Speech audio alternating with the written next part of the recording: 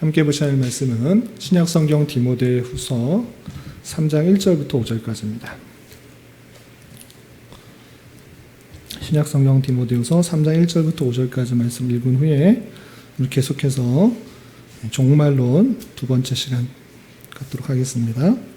신약성경 디모데후서 3장 1절부터 5절까지 신약성경 345면 전후를 보시면 되겠습니다. 찾으셨나요? 네, 함께 봉독하겠습니다. 너는 이것을 알라.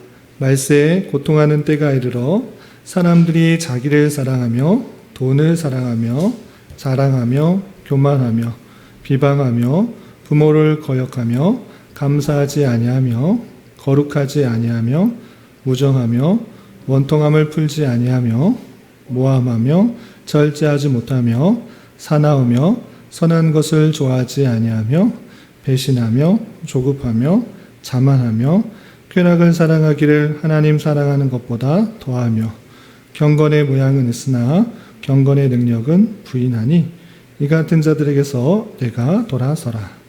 아멘. 네, 잘 오셨습니다. 우리가 성경의 내용을 큰 주제별로 하나씩 알아보고 있는데 이제 거의 다 끝났습니다. 마지막 단원 종말론을 배우고 있는데 다음 시간까지 하면 이제 종말론이 맞춰지게 됩니다. 그리고 새로운 또 것을 배우도록 하는데 66페이지를 참조해 주시면 됩니다. 66페이지 내용. 66페이지 내용 이제 종말론의 두 번째 시간인데 오늘은 인간의 종말, 인간의 끝은 어떻게 되는지 또 세상의 끝은 어떻게 되는지를 배울 것입니다. 물론 우리가 죽으면 어떻게 된다는 것을 어느 정도 또 성경을 통해서나 상식적으로나 알고 있는 것들이 있는데 거기서 그치는 것이 아니라 하나님의 말씀을 찾아보면서 우리가 끝이 어떻게 되는지 집중해서 잘 들을 수 있기 바랍니다. 우리 졸리신 분들은 간식을 드시면서 깨시기 바랍니다. 앞을 봐주세요. 앞을 보고 정신을 집중해서 잘 하시기 바랍니다. 참 졸린 시간인데 밥 먹고 졸린 시간인데 집중해서 잘 들을 수 있기 바랍니다. 인간의 종말, 인간의 끝은 어떻게 되는지 그리고 이 세상의 끝은 어떻게 되는지 성경을 통해서 아는 것도 있고 또 일반적인 상식을 통해서 아는 것들이 있는데 우리가 이 시간에 딱 한 시간을 통해서 인간의 종말은 어떻게 되는지 그리고 세상의 종말은 어떻게 되는지 잘 정리할 수 있기 바랍니다. 아시겠죠? 기대감을 가지고 딱 정리하겠다. 한 시간을 통해서 내가 하나님의 말씀으로 인간과 세상의 끝 그것을 알겠다. 기대감을 가지고 참여해 주시기 바랍니다. 자, 그러면 66페이지 들어가면서 읽으면서 진행하겠습니다. 지난 시간 우리는 천국에 대한 성경적 개념을 잘 살펴보았습니다. 천국은 하나님의 온전한 다스림이 드러나는 나라라고 할 수 있는데 그것은 예수 그리스도의 초림으로 말미암아 이미 시작되었지만 아직 완성된 것이 아니기에 그 나라를 소망하는 마음으로 이 땅에서 살아가야 함을 배웠습니다. 우리 천국에 대해서 지난주 배웠던 거 기억나시죠? 천국이 이미 왔다. 그러나 아직 완성되지 않았다. 이미와 아직 사이에 있는 우리가 천국 가운데 있다라는 것을 배웠습니다. 그리고 주님께서 재림하심으로 말미암아 천국이 완성된 그 극치의 모습들을 대략적으로 살펴본 것입니다. 오늘은 무엇을 배울 것이냐면 인간의 이 땅에서의 삶과 그 이후의 삶이 어떠한지 궁금하지 않으세요? 우리가 이 땅에서의 삶과 끝이 어떻게 되는지 그리고 그 이후의 삶이 어떻게 되는지 성경을 통해서 살펴볼 것이고요. 그리고 새 하늘과 새 땅이 오게 되는 최후 심판 때 그 재림의 때가 어떻게 오는지 성경을 통해서 조금씩 살펴봤을 텐데 다시 한번 정리해서 딱 머릿속에 잘 자리 잡을 수 있기 바랍니다. 자, 본론으로 들어와서 인간에 대해서 보도록 하겠습니다. 인간의 종말, 인간의 끝이 어떻게 되는 것인지 살펴보겠습니다.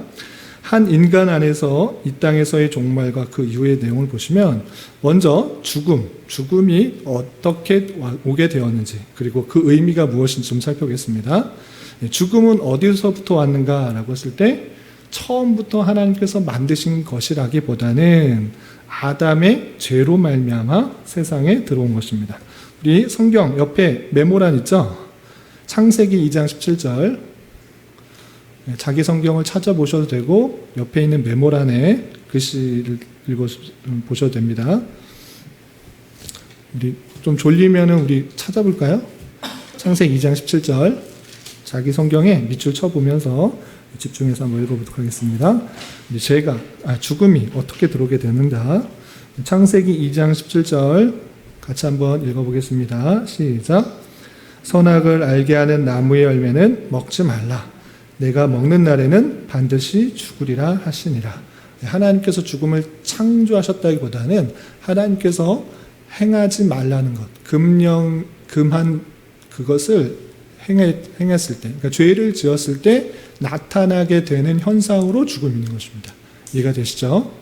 그리고 3장 17절에 그 아담과 하와가 죄를 지음으로 말미암아 이렇게 되었습니다. 3장 17절, 우리 성경 찾았으니까 17절부터 19절까지 한번 읽어보겠습니다. 3장 17절부터 19절 함께 봉독합니다. 시작. 아담에게 이르되 내가 내 아내의 말을 듣고 내가 내게 먹지 말라 한 나무의 열매를 먹었은즉 땅은 너로 말미암아 저주를 받고 너는 내 평생에 수고하여 그 소산을 먹으리라. 땅이 내게 가시덤불과 엉겅퀴를 낼 것이라. 내가 먹을 것은 밭의 채소인즉 내가 흙으로 갈 때까지 얼굴에 땀을 흘려야 먹을 것이니 내가 그것을 취함을 입었으니라. 너는 흙이니 흙으로 돌아갈 것이니라 하시니라. 아멘. 죽음이 어떻게 하는지 아시겠죠?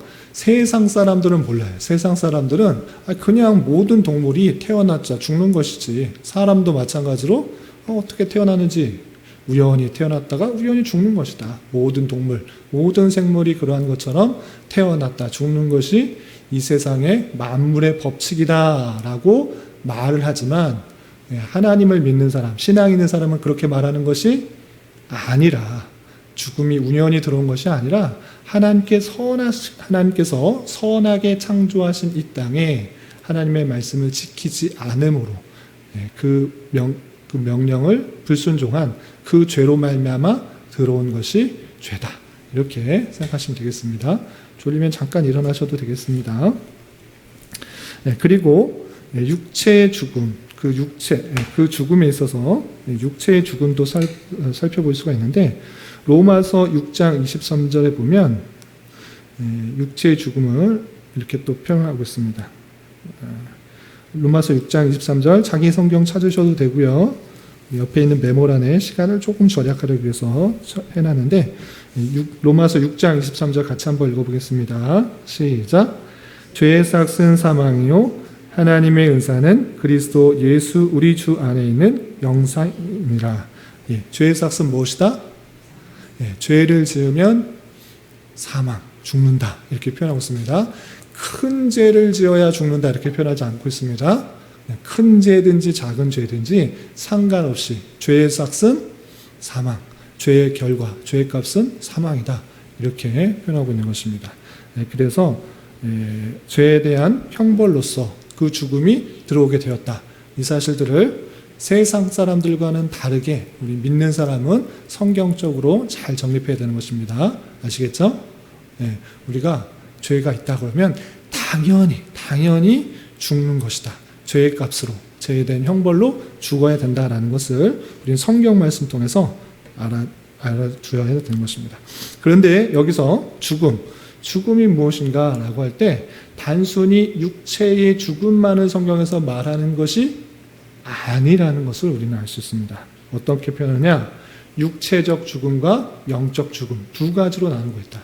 사람은 영과 육으로 나눠 있기 때문에 영이 죽는 것과 육체의 죽음과 구분하여서 다르게 설명하고 있다는 사실들을 주의해서 살펴볼 수가 있는 것입니다.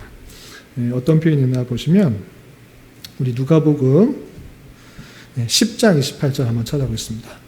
누가복음 자기 성경 한번 찾아보세요. 여기는 메모란 없으니까. 신약성경 누가복음 10장 28절.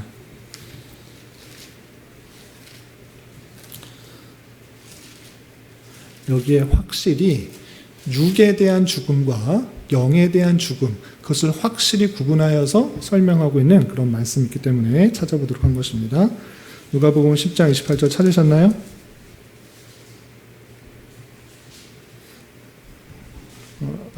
누가복음 10장 28절, 마태복음 죄송합니다. 제가 두 개를 섞여가지고 마태복음 10장 28절입니다. 죄송합니다. 마태복음 10장 28절 신약성경 16면 전후에 있습니다. 같이 한번 읽어보겠습니다. 시작. 몸은 죽여도 영혼은 능히 죽이지 못하는 자들을 두려워하지 말고 오직 몸과 영혼을 능히 지옥에 멸하실 수 있는 이를 두려워하라. 예, 몸은 죽여도 영혼을 죽이지 못할 자들이 있다. 그건 누구냐? 사람은 협박하거나 윽박하거나 칼로, 총으로, 다 각종 어떤 것으로 죽이게 한다. 그런데 그것은 육을 죽이는 거다. 몸을 죽이는 것이지 영을 죽이는 건 아니다. 그런데 하나님께서 몸을 죽이는 자를 두려워하지 말고 칼로, 총으로, 무기로 어떤 것으로 다양하게 윽박지르고 협박하면서 몸을 죽이려고 하는 그런 사람들을 두려워하지 말고 누구를 두려워해야 되는가라고 할 때 몸도 죽이실 수도 있고 영혼도 지옥에 능히 멸하실 수 있는 그 일을 두려워하라라고 하고 있는 것입니다. 그래서 몸은 죽어도 영혼은 죽지 않는 몸과 영혼의 그 죽음이 차별이 있다. 다르게 말하고 있다. 성경은 다르게 말하고 있다는 사실들을 분명히 알아야 되는 것입니다. 이게 되시죠? 예, 우리는 육의 죽음이 있고 영의 죽음도 있다는 것입니다. 그럼 영의 죽음은 무엇이냐? 우리 육의 죽음은 당연히 목숨이 끊어지는 것, 생명이 다한 것, 그것을 육체적 죽음이라 할 수 있는데 또 동물적 죽음 또는 육체와 영혼이 분리된 것, 그것을 일반 상식으로도 죽음이다, 사망이다 이렇게 생각할 수 있잖아요. 일반 상식 속에서도 이 사람이 죽었습니다, 사망했습니다 그러면 육체가 어떻게 행하지 못하는 그런 움직이지 못하는 상태, 생장하지 못하는 그런 상태를 육체적 죽음이다 하는데 성경은 거기서 끝나지 않고 영적인 죽음을 표현하고 있다. 이것을 잘 알아야 됩니다. 네. 이것은 일반적인 상식에서 벗어나는 것이죠. 영적인 죽음이 무엇인가? 우리 시온이 영적인 죽음이 뭐 같아요? 예, 영적인 죽음이 무엇인지 좀 찾아보도록 하겠습니다. 아까 우리 찾아봤던 창세기 2장 17절에 하나님께서 분명히 선악을 알게 하는 나무의 열매는 먹지 말라. 내가 먹는 날에는 반드시 죽으리라 이렇게 말씀하셨습니다. 그런데 실제적으로 뱀의 유혹을 받아 하와도 먹고 또 아담도 먹었습니다. 근데 그 자리에서 죽었습니까? 그 자리에서 죽지 않았다는 것입니다. 아니, 그럼 하나님께서 반드시 죽는다고 했는데 왜 반드시 죽지 않았는가? 라고 했을 때 여기서 나타난 것은 그냥 육체적인 죽음이 임할 것이다 라는 것이 아니라 영적인 죽음이 임했다라는 것을 알 수 있는 것입니다. 그럼 영적인 죽음은 무엇일까요? 하나님의 말씀을 어기게 되면 하나님과 그 사람과의 죄가 들어왔기 때문에 가까이 할 수가 없는 것입니다. 하나님은 선 자체이기 때문에 죄와 함께 할 수가 없는 것입니다. 그래서 사람에게 죄가 들어왔다고 하면, 불순종이 들어왔다고 하면 하나님과의 관계가 끊어지는 영적 단절이 일어나는 것입니다. 그것을 성경에서는 영적인 죽음이다 이렇게 표현하는 것입니다. 이것은 그냥 제가 꾸며낸 말이 아니라 성경에 있는 표현 때문에 제가 이렇게 말할 수 있는 것입니다. 어떻게 말했기 때문에 그렇게 할 수 있느냐? 성경을 찾아보겠습니다. 에베소서 2장 1절. 신약성경 에베소서 2장 1절. 찾으셨나요? 중요한 표현이니까 자기 성경에다가 밑줄을 잘 쳐놓으시고 외울 수 있으면 외우시면 좋겠습니다. 신약성경 에베소서 2장 1절 같이 한번 봉독하겠습니다. 시작. 그는 허물과 죄로 죽었던 너희를 살리셨도다. 에베소서 1장에서는 어떤 얘기를 하냐면 우리가 구원받은 것은 내가 믿기로 결단했기 때문에가 아니라 삼위일체 하나님의 영원 전부터 예정된 것이 이루어진 것이다. 그 삼위일체 하나님의 동시적 사역이 이루어졌기 때문에 너가 구원받는 것이다 라는 것을 잘 설명해 주고 있습니다. 계속해서 설명하는 데 있어서 너가 구원받은 것 그거 다시 한번 말하지만 허물과 죄로 죽을 뻔하였던 너희를 살리신 것이 아니라 뭐라고 표현하고 있습니까? 허물과 죄로 죽었던, 미래입니까? 과거입니까? 과거입니다. 과거. 허물과 죄로 말미암아 죽었다라고 선포하고 있는 것입니다. 그러니까 이것은 허물과 죄가 있으면 육체가 죽었다라는 이야기가 아니라 우리 살고 살아가고 있지 않습니까? 살아가고 있는데 예수님 믿지 않아도 육체는 살아가고 있는데 허물과 죄로 죽었던이라고 표현하는 것을 보니까 성경에서는 육적인 죽음뿐만 아니라 영적인 단절의 관계, 허물과 죄로 말미암아 하나님과 그 사람 사이에 끊어진 관계를 죽었다라고 표현하다라는 것을 알 수가 있는 것입니다. 다시 창세기로 돌아와서 아담이 죄를 지음으로 말미암아 하나님과의 관계가 어떻게 된 것입니까? 끊어진 것입니다. 그렇기 때문에 영적인 죽음이 임했다라고 말할 수 있는 것입니다. 하나님의 그 놀라운 풍성한 것들이 풍성하게 그 사람들에게 주어져야 되는데 그 관계가 끊어졌기 때문에 영적인 단절이 이루어졌기 때문에 그 풍성한 것들을 누리지 못하는 결과가 이루어졌고, 그리고 에덴 동산에서 쫓겨나고 또 쫓겨남으로 말미암아 육체적인 죽음도 맞이하게 되는 그런 일들이 나타나는 것입니다. 영적인 죽음, 단절로 말미암아 육적인 죽음까지 초래하게 된 그 사실들을 우리 함께 이해할 수 있는 것입니다. 아시겠죠? 성경은 어떻게 보면 육적인 죽음보다 영적인 단절인, 영적인 죽음에 대해서 더 관심 깊게 생각하는 것입니다.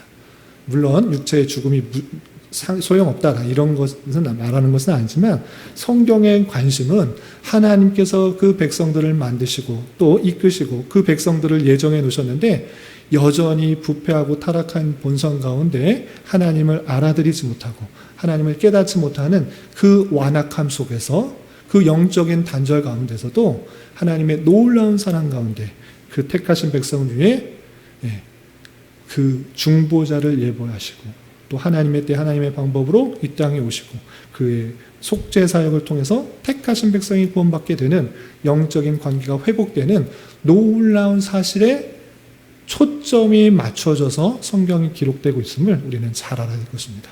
그래서 성경의 관심은 육적인 죽음보다 영적인 죽음에 더 관심이 있고 그것을 설명하는 그런 책이다. 이렇게 이해하시면 좋겠습니다. 이해가 되시죠? 그리고 이 3번 보시면 인생의 연한과 그 이유. 이것이 또 중요한 내용입니다. 인생이 끝나면, 인생이 종말이 되면, 인생이 죽음이 되면 어떻게 되는 것인가? 그 내용도 좀 살펴보도록 하겠습니다. 인생의 먼저 제한성을 보아야 되는데 시편 기자의 그런 고백, 모세의 고백과 같이 우리의 연수가 70이요 강건하면 80이라도 그 연수의 자랑은 수고와 슬픔뿐이요 신속히 가니 우리가 날아가나이다 이렇게 표현하고 있습니다. 우리가 살면 한 70 정도 산다. 그리고 건강하게 살면 80까지 산다. 물론 오늘날 우리나라에서는 그 평균 연령이 좀 많이 올라가긴 했으나 어쨌든 70이 80이 중요한 것이 아니라 90, 100, 110, 120이 되어도 그 연수가 오래되면 무엇을 자랑할 수 있냐? 너가 오래 살았으니까 잘했다. 이것이 아니라 수고와 슬픔이 참 많은 인생 가운데 네가 살았구나. 너가 행복하게 그렇게 오래 살았다 하는 것이 아니고 수많은 고생과 또 여러 가지 어려움 속에서 오래 살았구나. 이것밖에 남는 것이 없다라고 고백하는 것입니다. 그리고 그 인생도 70이건 80이건 상관없이 90이건 100인 것 상관없이 그것은 순식간에 지나가는 일이다. 이렇게 표현하고 있는 것입니다. 그것이 우리의 인생이요. 우리의 빨리 지나가는 세월이다라고 표현하고 있는 것입니다. 그리고 성경 히브리서 9장 27절에는 이런 표현도 있습니다. 한 번 죽는 것은 사람에게 정해진 것이요 그 후에는 심판이 있다. 누구든지 한 번 죽는 것이다. 그러나 그 후에는 무엇이다? 심판이 있다. 그것이 모든 인생에게 정해진 바이다. 이 사실들을 잘 알아야 되는 것입니다. 일반 상식 가운데서도 예수를 믿거나 안 믿거나 신앙이 있거나 없거나 상관없이 누구나 죽는 것은 압니다. 그런데 누구나 죽는 것은 아는데 성경 말씀에 의하면 죽음 이후에는 심판이 있다. 그것을 우리는 잘 받아들여야 되는 것입니다. 그냥 죽으면 그냥 끝 이것이 아니고 그냥 없어진다 이것도 아니고 또는 뭐 다른 것으로 태어난다 뭐 이런 것도 아니고 심판이 있다. 그 심판을 우리는 잘 생각해야 되는 것입니다.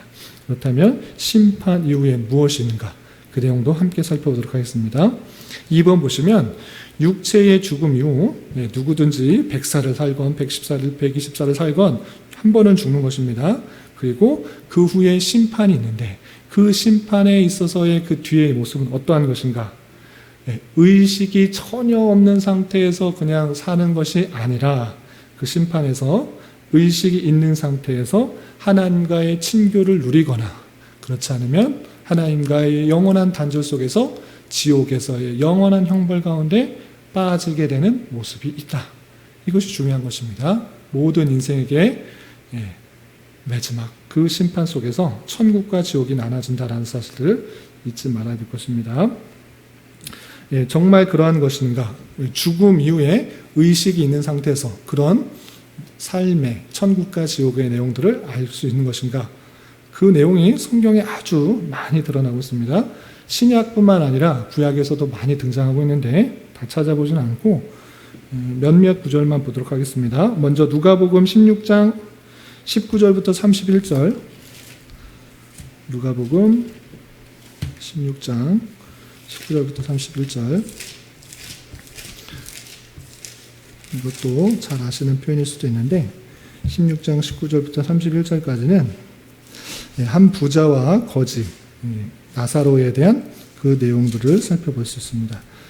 그런데 이때 보면 그 거지가 죽어서 천사들에게 받들려 아브라함 품에 들어가고 부자도 죽어 장사되어서 음부 중에 고통 중에 있는 그 모습들 죽음 위에 아무것도 없는 삶이 아니라 아브라함 품, 천국에 가서 있는 분과 지옥에 가서 고통받는 그 모습들 그 고통 속에서 제발 지금 살아있는 나 자녀들에게 내 아는 사람들에게 이 일들을 좀 알려달라고 해주어라 라고 부탁하는 그 내용을 볼 수 있습니다. 이 내용을 통해서 죽음 이후에 아무런 의식 없는 삶이 있는 것이 아니라 고통을 느끼거나 또는 천국의 그 따스함과 또 기쁨과 행복을 느끼는 그런 삶이 있다는 것을 우리는 생각해 볼 수가 있는 것입니다. 또 어떤 표현들이 있냐면 누가복음 24장 43절 누가복음 24장 43절에서 보시면 옆에 메모란이 있으니까 그거 읽어드릴게요. 예수께서 이르시되 내가 진실로 내게 이르노니 오늘 내가 나와 함께 낙원에 있으리라 하시니라.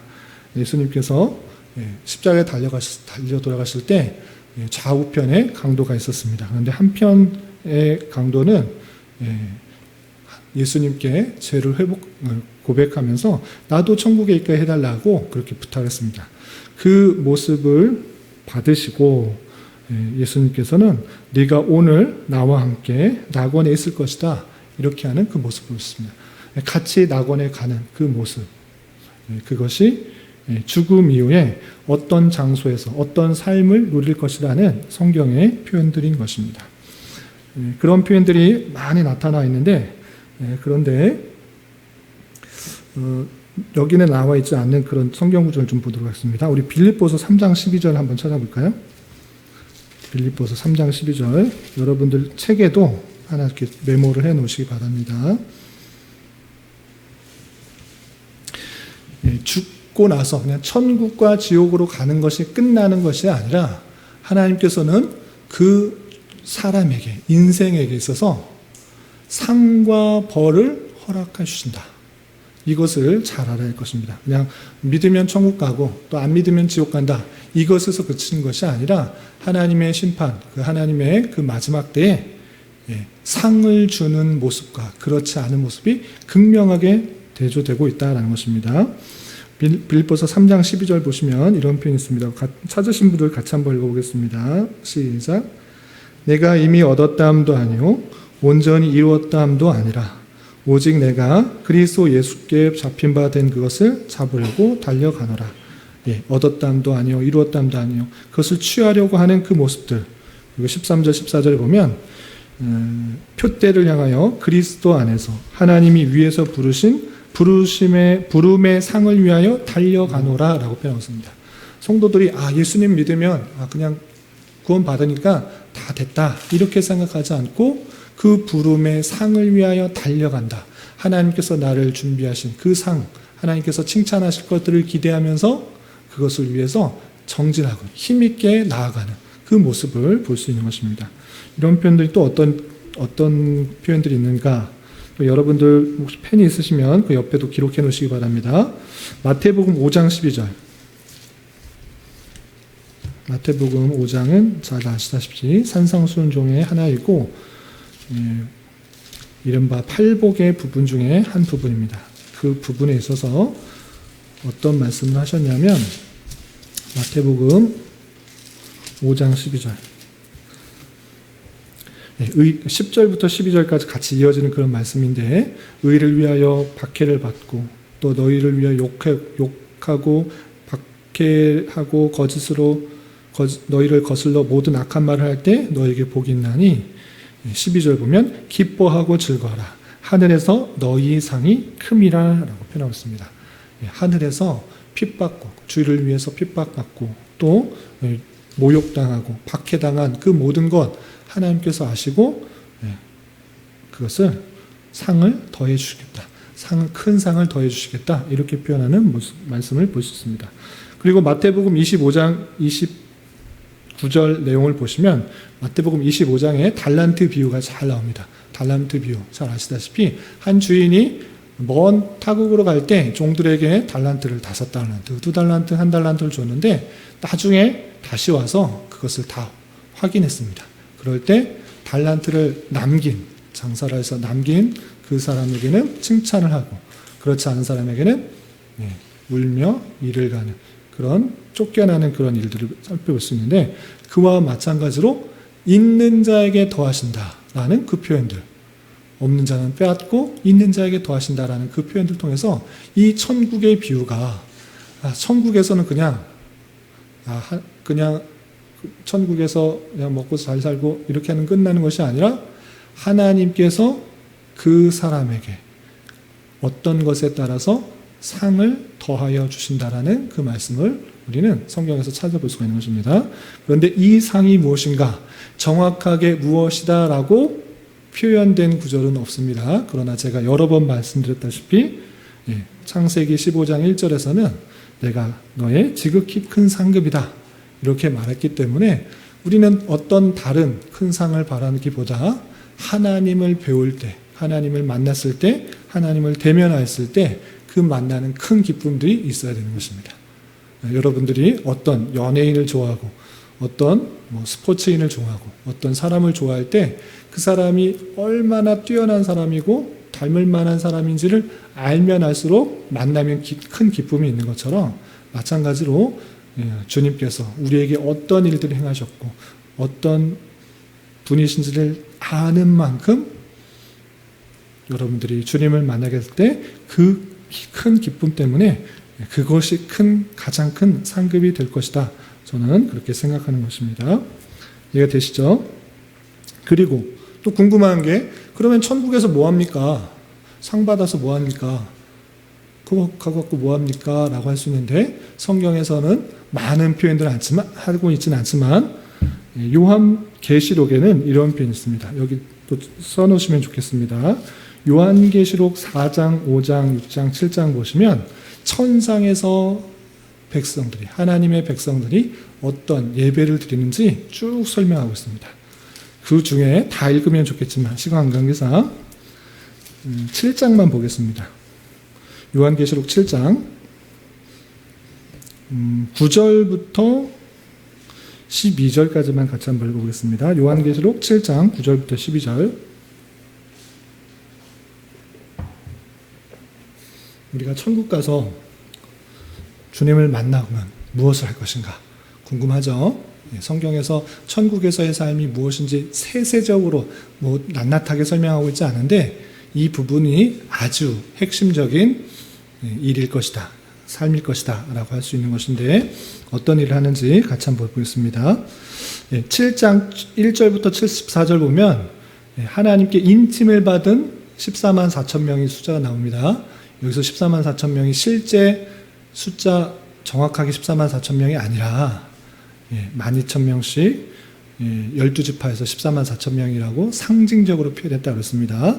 이렇게 각 지파에 12,000명씩 14만 4천 명이 모아나 9절부터 12절 같이 한번 읽어보겠습니다. 시작. 이후에 내가 보니 각 나라와 족속과 백성과 방언에서 아무도 능히 셀 수 없는 큰 무리가 나와 흰옷을 입고 손에 종려가지를 들고 보좌 앞과 어린 양 앞에 서서 큰 소리로 외쳐 이르되 구원하심이 보좌에 앉으신 우리 하나님과 어린 양에게 있도다 하니 모든 천사가 보좌와 장로들과 네 생물의 주위에 서 있다가 보좌 앞에 엎드려 얼굴을 대고 하나님께 경배하여 이르되 아멘. 찬송과 영광과 지혜와 감사와 존귀와 권능과 힘이 우리 하나님께 세세토록 있을지어다. 아멘 하더라. 천국에서 뭐 한다고요? 하나님께 영광 돌리고 하나님께 찬송을 돌리는 것입니다.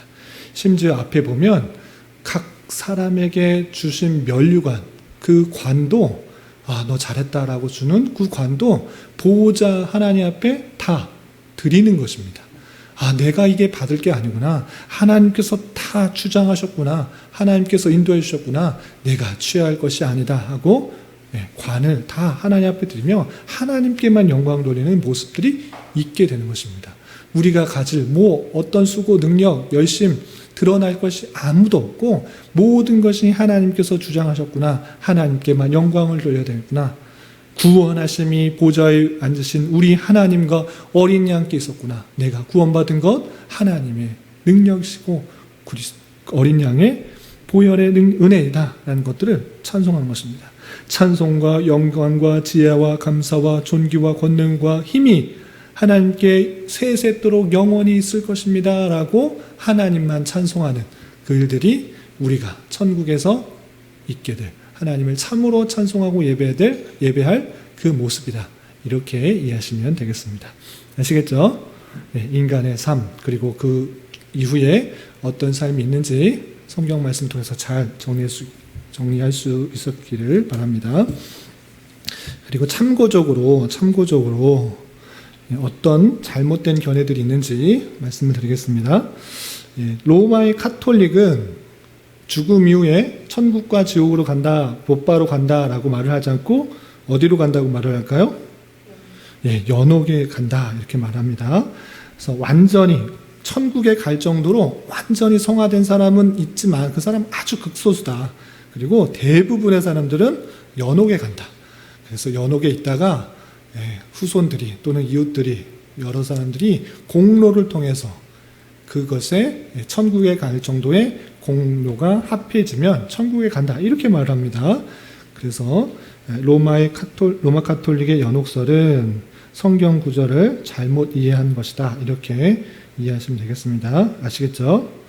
그리고 성경을 통해서 죽은 사람을 예수님께서 잔다, 죽은 거 아니다, 나사로 죽은 거 아니다, 자고 있다, 잔다 이렇게 표현한 구절이 있습니다. 그래서 그 말을 그대로 그냥 적용해서 사람이 죽으면 그 영혼도 함께 자고 있다가 예수님께서 재림하시면 다시 잠에서 깨어나서 천국에 간다 이렇게 말하는 사람도 있습니다.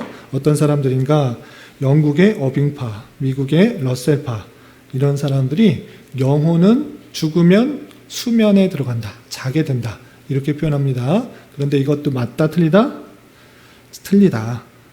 아까 말씀드린 것처럼 예수님께서 한편의 강도에게 오늘 내가 너와 함께 낙원에 있으리라, 오늘이라고 표현하고 있지 않습니까?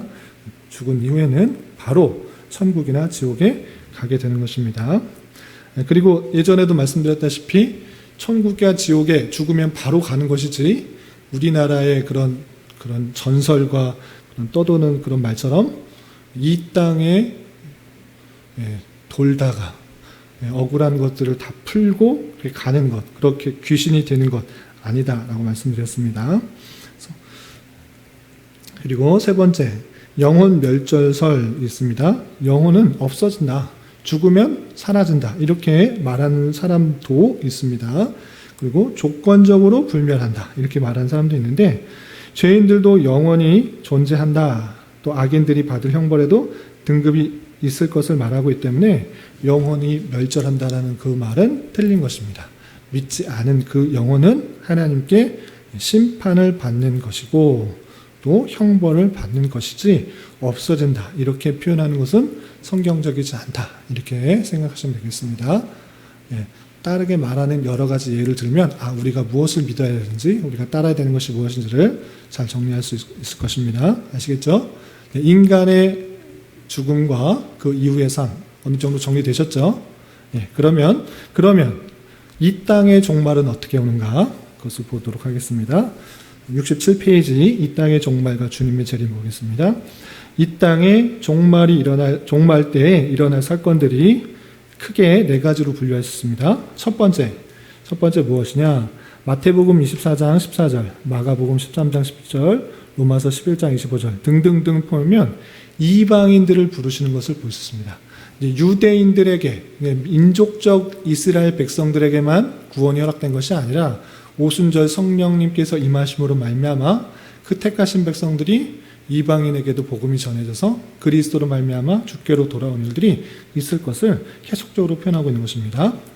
이것은 단순히 세계 모든 나라, 모든 개인에게 복음이 전파되어야 된다 이런 뜻은 아니고 각 나라들이 철저히 복음화되어 복음이 사람들의 삶에서 능력이 되고 결단을 요구하는 표적이 되는 모습으로 드러나게 될 것이다. 이렇게 표현하는 것입니다. 그래서 복음이 모든 사람, 한 사람 한 사람에 다 전파되어야 된다. 이렇게 되면 좋을 것 같습니다. 그 사람이 받아들이지 않았기 때문에 지옥 간다. 이렇게 말하면 좋은데 그렇지 않은 사람이 상식적으로 있습니까? 없습니까?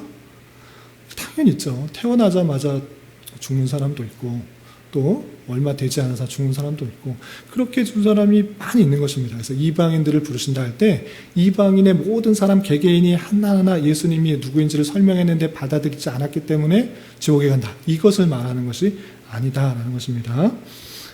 모든 그 족속들에게 이방인들에게 복음화되는 내용들이 확실하게 드러날 것을 설명한 것이지 모든 개개인에게 다 복음이 전파되어야 된다. 이것을 말하는 것은 아니다라는 것을 좀 차별을 좀 두어야 될 것입니다. 두 번째, 이스라엘 회심이 있습니다. 이스라엘 회심, 그러니까 이스라엘 자체가 회심해서 돌아올 것이다라는 그런 표현이 있는데 이것도 잘 알아야 될 것입니다. 어떤 표현들이 있냐면 마태복음 24장 14절에 이런 표현이 있습니다. 옆에 메모란에 있는데 이 천국 복음이 모든 민족에게 증언되기 위하여 온 세상에 전파되리니 이거는 위에서 했던 내용이고 이스라엘 백성이 주께로 돌아온다 이런 표현이 있는데 고린도후서 3장 15절 찾아볼까요? 제가 하나하나 잘 찾지 못해가지고 고린도후서 3장 15절 16절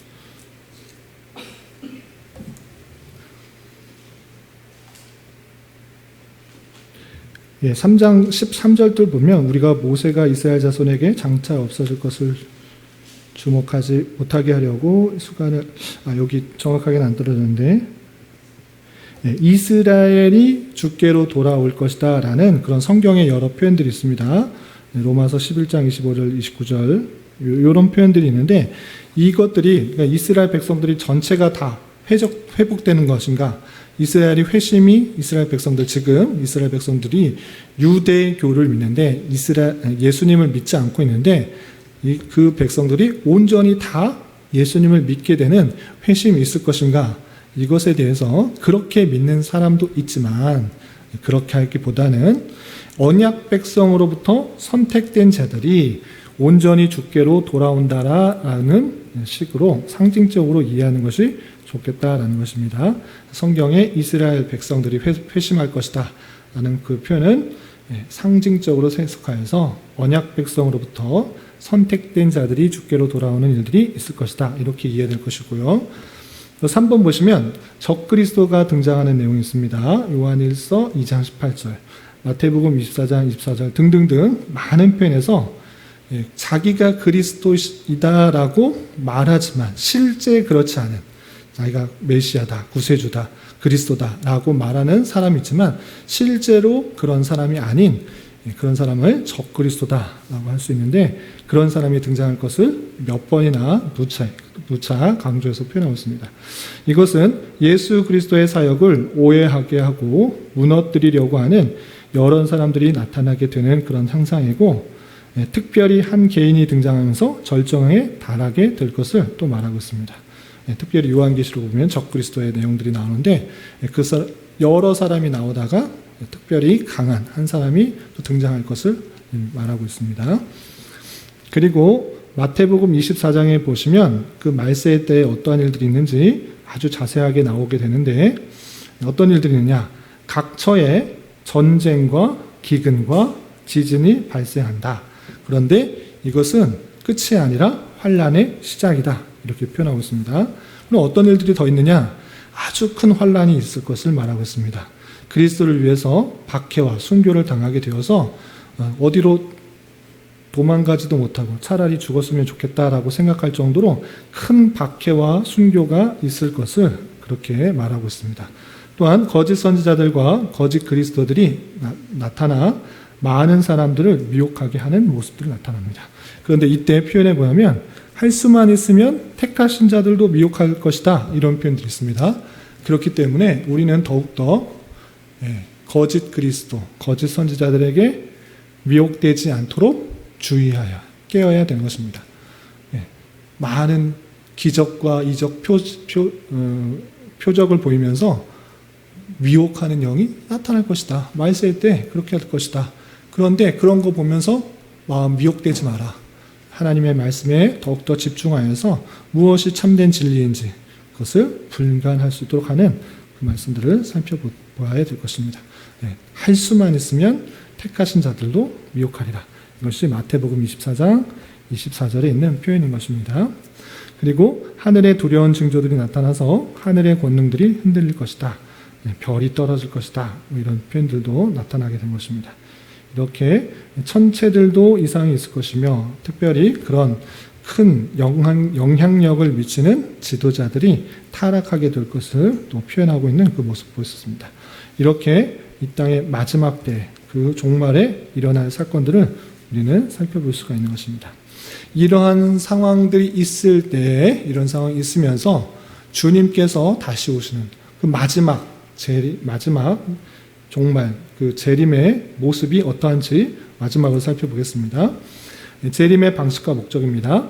재림의 목적이 무엇인가, 주님께서 다시 오시는 목적이 무엇인가 라고 할 때 우리 앞서서도 살펴본 것처럼 천국이 완성되기 위해서는 주님께서 다시 오셔야 되는 것입니다. 그것을 재림이라고 표현하는데, 주님께서 다시 오셔서 천국을 완성시키면 무엇이 하는가, 만물의 영원한 상태를 출범시킬 목적, 새 하늘과 새 땅, 신천, 신지를 만들어서 하나님께서 영원히 그 택하신 백성들과 함께 거하실 그 목적으로 세상 끝에 종말 때에 다시 오시는 것입니다. 이것이 재림의 목적이고요. 그러면 주님께서 오실 때 어떤 방식으로 오시는가라고 할 때 인격적으로 오시고 육체적으로 오시고 가시적으로 오시고 갑작스럽게 오시고 영광스럽게 오신다라고 했습니다. 먼저 인격적, 육체적, 가시적 강림이라는 것은 무슨 뜻이냐면, 예수님께서 오실 때 전혀 모르는데 그냥 왔다 이렇게 하지 않는다는 것입니다. 실제적으로 눈으로 볼 수 있는 모습으로 이 땅에 다시 오신다라는 것입니다. 그래서 주님께서 하늘에 오르실 때도, 승천하실 때도 가시적인 방식으로 주님께서 승천하시는구나, 하늘에 오르시구나, 이것을 본 것과 마찬가지로 가시적인 방법으로, 눈에 보이는 방법으로 오신다라는 것입니다. 그래서 모든 사람들이 주님께서 오시는구나를 깨달을 수 있다, 이렇게 표현하고 있는 것입니다. 그런데 그런 여러 구절을 시간 관계상 찾지는 않겠습니다. 그리고 여러 징조에도 불구하고 그 사건은 예기치 않게 발생하여 사람을 놀라게 할 것이다 했습니다. 지금 여러 가지 현상을 볼 때 전쟁도 있고 기근도 있고 또 미혹도 있고 환난도 있고 두려운 징조들이 여러 가지 것들이 나타나니까 주님께서 오시겠다라고 할 수 있는데, 그런데도 모든 사람이 깜짝 놀랄 정도로 도적같이 갑자기 오신다. 그때와 시는 아버지밖에 알지 못하기 때문에 사람들이 놀랄 수밖에 없는 그런 방식으로 갑자기 온다라고 했습니다. 그래서 우리 천국에 대한 비유, 지난주에 배웠던 것처럼 그때가 언제인지 정확하게 알지 못하기 때문에 우리는 늘 깨어 있어야 된다. 주님 오실 때를 기대하며 준비하는 자세로 늘 경건과 또 주님의 말씀을 수행하는 그런 방식으로 살아가야 된다라고 했던 것입니다. 이렇게 주님께서 다시 오시는 방식은 예기치 않게 발생하여 사람을 놀라게 할 것입니다. 그리고 주님께서 다시 오실 때, 재림하실 때 하늘의 구름이 그분의 병거처럼, 우리 병거를 타고 사람들이 군대가 가기도 하고 왕이 행차하기도 그러잖아요. 그런데 주님께서 다시 오실 때 어떤 표현이냐? 하늘의 구름이 그분의 병거처럼 오실 것이다. 구름 타고 오신다. 이렇게 표현하고 있는 것을 볼 수 있습니다. 주님께서 오실 때 이런 방식으로 오신다라고 표현되어 있고요. 또한 데살로니가 후서 1장 7절에 보면 천사들이 호위하는 모습이 그려지고 있습니다. 이거 한번 찾아볼까요? 데살로니가 후서 신약성경 데살로니가 후서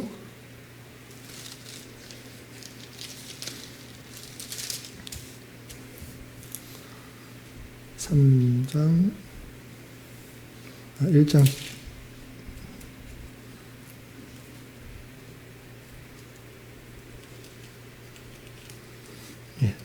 1장 7절 보면 환난을 받는 너에게는 우리와 함께 안식으로 갚으시는 것이 하나님의 공이시니 주 예수께서 자기의 능력을 천사들과 함께 하늘로부터 불꽃 가운데 나타나실 때, 이런 표현이 있습니다. 이때 재림하실 때를 표현한 것인데, 주 예수께서 자기의 능력을 천사들과 함께 하늘로부터 불꽃 가운데 나타나실 때, 주님께서 재림하실 때 이런 표현들이 있는 것입니다. 이렇게 천사들과 함께 내려오면서 불꽃 같은 그런 화려하고 또 신비적인 모습 가운데 나타났을 것을 표현하는 것을 볼 수 있습니다. 그리고 데살로니가 전서 4장 16절에 이런 표현이 있습니다. 옆에 있기 때문에 한 장 넘기셔서 4장 16절 보도록 하겠습니다. 데살로니가 4장 16절. 주께서 호령과 천사장의 소리와 하나님의 나팔 소리로 친히 하늘로부터 강림하시리니. 주께서 호령과 천사장의 소리, 하나님의 나팔 소리로 친히 하늘로부터 강림하시리니.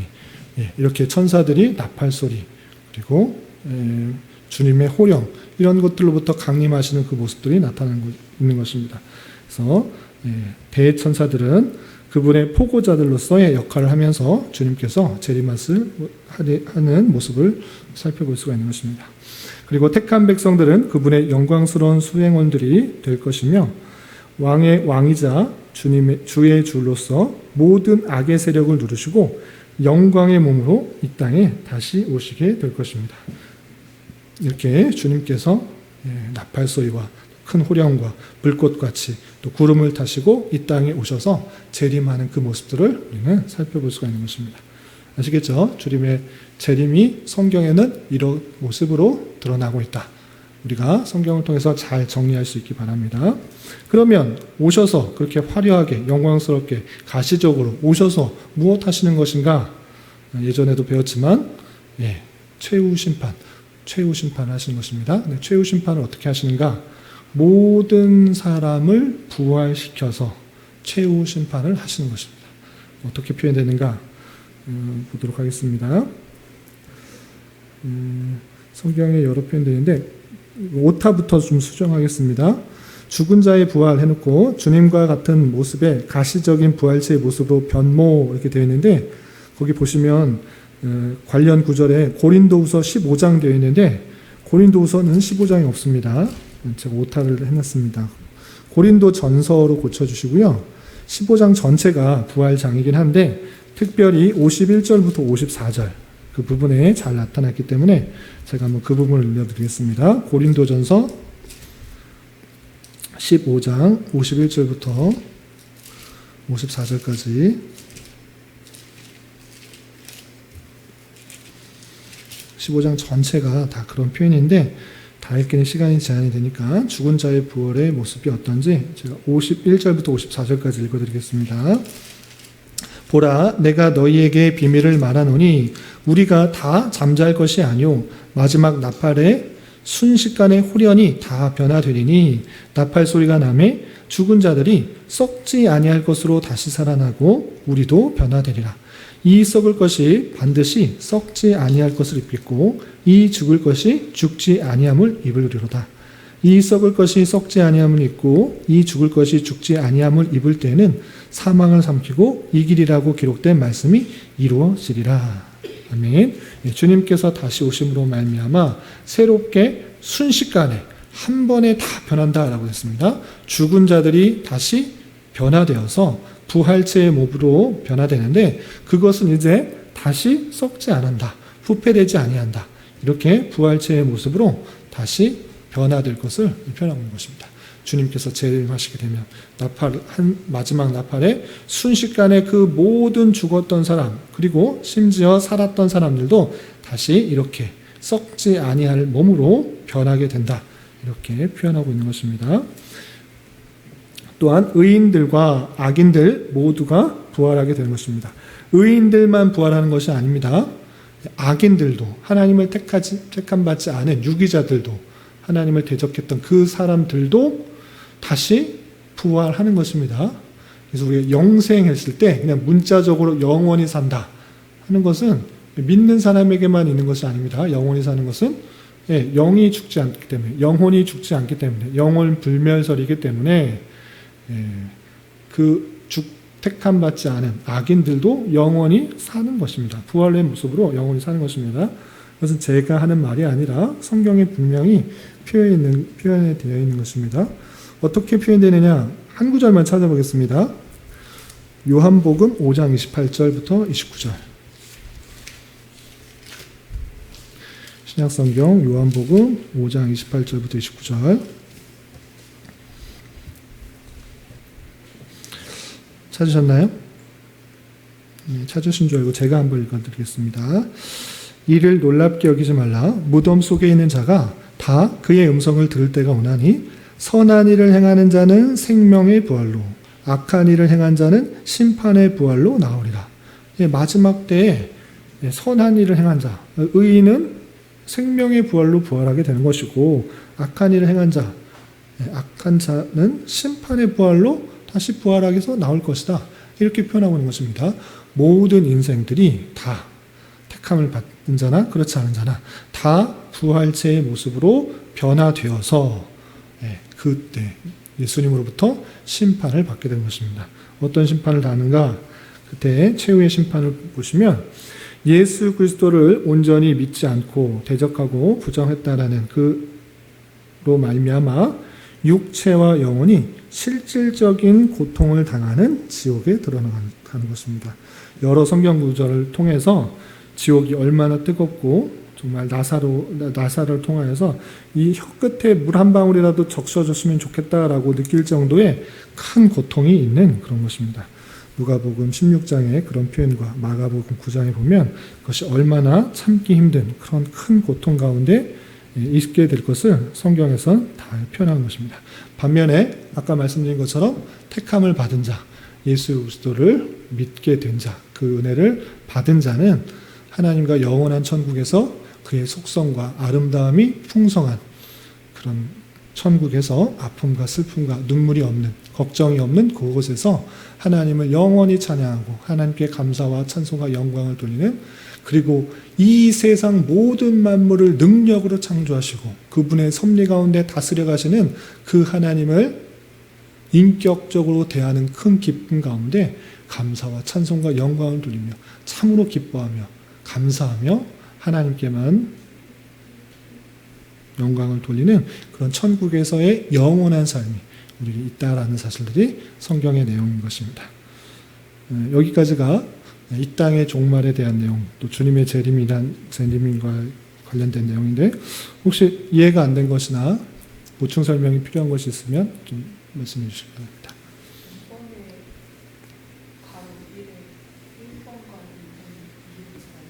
네?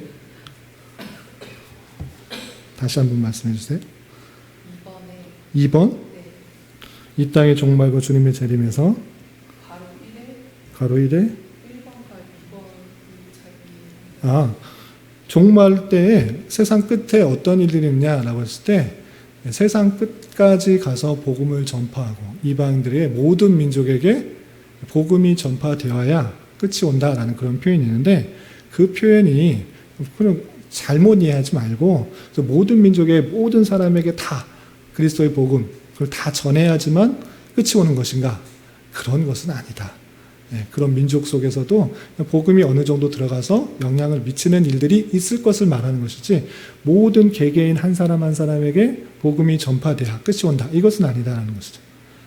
이해가 되시죠? 왜냐하면 상식적으로 조금만 생각해봐도 알 수 있는 것입니다. 그러니까 복음을 물론 전해야죠. 모든 사람에게 전해야죠. 누가 택함을 받았는지 안 했는지 모르기 때문에 우리는 누구에게 만난 사람마다 전해야 되는 그런 의미가, 사명이 있는데 그런데 아쉽게도 태어나지 몇 달 때 되지 않은 그런 사람이 죽은 경우도 있고 갑작스럽게 죽는 경우가 너나 많고 아직도 오지나 이슬람권이나 이런 데서는 복음이 전파되지도 않았음에도 불구하고 죽는 경우가 많이 있기 때문에 모든 사람에게 모든 개인에게 그 복음이 다 전해져야지만 끝이 온다. 이것은 아니다라는 것을 말씀드린 것입니다. 그럼에도 불구하고 성경에 분명히 세상 땅끝까지 이르러 증인이 됐고 모든 족속에게 복음을 전하라고 했기 때문에 그런 일들이 있은 후에 종말이 올 것이다 라는 것입니다. 그만큼 그 택하신 백성은 국한되어 있는 것이 아니라 세상 모든 족속에게 흩어져 있고 그 사람이 누구인지는 알지 못하는 가려져 있는 그런 뜻으로 알려지는 것이고 또 이스라엘 회심의 내용은 제가 시간 관계상 안 찾아보는데 한번 찾아볼게요. 스가랴 12장 10절 스가랴 12장 10절 신약 성경에도 나와 있는데 스가랴 12장 보면 큰 타이틀로 이렇게 되어 있습니다. 예루살렘의 구원 이렇게 되어 있고 12장 10절 보시면 내가 다윗의 집과 예루살렘 주민에게 은총과 관구하는 심령을 부어주리니 그들이 그 찌른 바 그를 바라보고 그를 위하여 애통하기를 독자를 위하여 애통하듯 하며 그를 위하여 통곡하기를 장자를 위하여 통곡하리로다 라고 하면서 예루살렘의 그 타락과 부패를 안타까워하며 다시 회복될 것을 예언하는 내용이 있습니다. 또한 13장 1절에 그날에 죄와 더러움을 씻는 셈이 다윗의 족속과 예루살렘 주민을 위하여 열리리라 되어 있습니다. 다윗의 족속, 예루살렘의 주민을 위하여 열리리라. 그날에 그 말세 때에 그 족속에게 예루살렘에게 회복될 것을 표현하고 있는 것이고 신약 성경에서도 제가 지금 바로 찾지는 못했는데 예루살렘이 회복될 것을 표현하는 구절이 있는 것입니다. 그래서 오늘날의 교회 보면 백투더 예루살렘이라서 다시 예루살렘으로 돌아가자. 복음이 예루살렘에 돌아가서 유대인들이 왜 자꾸 예수님 안 믿냐. 예수님 믿어야 구원받는데 아직도 하나님만 믿고 예수님을 안 믿으니까 좀 이렇게 되지 않느냐. 그들에게도 복음을 전해서 구원이 임하게 하고 그래서 종말이 이르게 되자. 그래서 백투더 예루살렘이라는 표현을 많이 쓰고 있는데 이 이스라엘의 회심이 반드시 이스라엘 백성들이 모두 회심해서 예수 그리스도를 영접하고 돌아켜야만 되는 것인가 라고 할 때 이것조차도 상징적으로 생각하여서 언약 백성의 선택된 자들이 주께로 돌아올 것을 말하는 것이지 실제 유대인들, 이스라엘 유대인들이 다 회심하여서 이제 우리 유대교가 아니라 기독교다. 예수님을 믿고 회복될 것이다. 이것을 꼭 말하는 것은 아니다. 이렇게 바라는 것입니다. 네, 그렇게 그냥 예루살렘, 그러니까 유대인들에게 회심이 실제적으로 있을 것이다 라고 생각하시는 분들도 있는 것입니다. 이해가 좀 되셨나요? 네.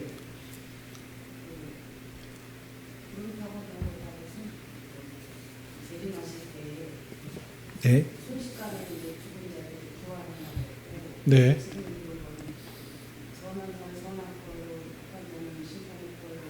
네. 네. 죽어서 태워서 없어지고 또 능력이라고 다 부활하는 거죠? 네, 모든 사람이 다 부활하죠. 어떻게 죽었거나. 네, 그러니까 하나님이 머리카락 하나 있으신 분이 있으니까 네네. 그 처음에 신앙생활 할때 어떻게 죽어서 없어졌는데 부활할 때 그쵸. 상당히 신비하긴 한데, 근데 하나님의 능력으로는 무에서 유를 만드신 분이시고, 이 세상 모든 그 만물을 그의 주권 가운데 운행하시는 분이시기 때문에 못할 일이 없으신 거죠. 그래서 어떻게 죽었든지 간에, 다시 썩지 않는 완전한 그런 부활체의 모습으로, 예수님과 같은 부활체의 모습으로 다시 살아날 것을, 그리고 그 부활체의 모습 속에서 부활한 모습 가운데 심판, 천국과 지옥의 최후의 심판으로 나누겠습니다. 이렇게 생각하시면 되겠습니다.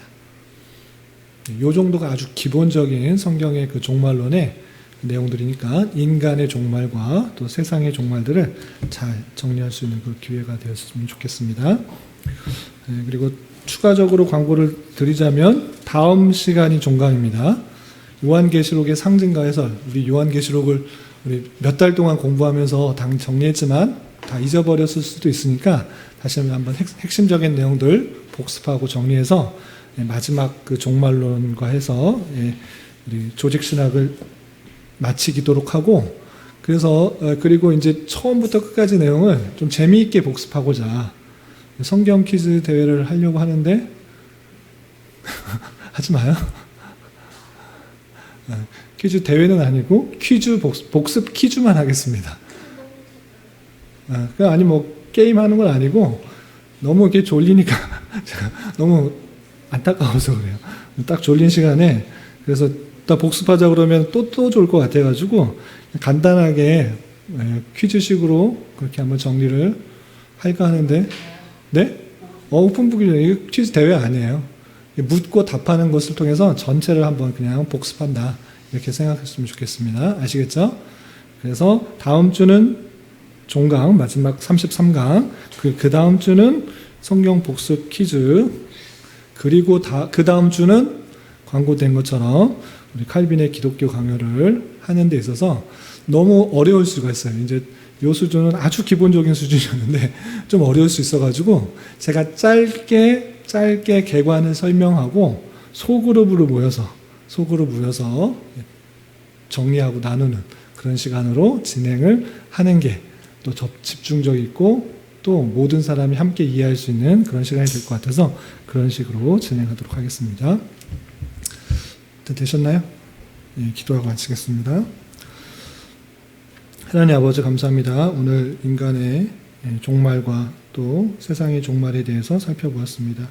하나님께서 또 세상을 또 창조하시고 인간을 만드시고 주장하시는 가운데 인간의 심판과 또 세상의 종말이 있다는 사실들을 잊지 않고 우리가 이 땅에서의 삶이 끝이 아니라 또 영원한 천국에서의 삶이 있음을 늘 기억하며 순간을 살아도 영혼에 속한 자로서의 삶을 살아가게 하시고 또 땅을 밟고 살아가지만 천국 백성으로서의 정체성을 가지고 힘있게 살아갈 수 있도록 인도하여 주시옵소서. 또 이 땅에서 살아갈 때에 때때로 만나게 되는 다양한 어려움들에 대해서 너무 낭망하고 좌절하지 않게 하여 주시고 주님을 더욱더 의지하며 주님께서 어떠한 분이신지를 깊이 체험할 수 있는 귀한 수단으로 기회로 여기며 잘 감당할 수 있도록 인도하여 주시옵소서. 주님, 5월은 가정의 달로 보냈습니다. 각 가정 가운데 주님께서 자정하여 주시고 왕으로 통치해 주셔서 주님의 뜻이 온전히 실현되는 그런 가정 될 수 있도록 인도하여 주시고, 혹 가정과 또 친지와 이웃 간에 아주 믿지 않는 자들이 있다면 위에서 더욱더 그리스도의 사랑을 실천하며 복음을 잘 전할 수 있는 기회 될 수 있도록 주장하여 주시옵소서. 이 모든 말씀 예수님의 이름으로 감사히 기도드리옵나이다. 아멘.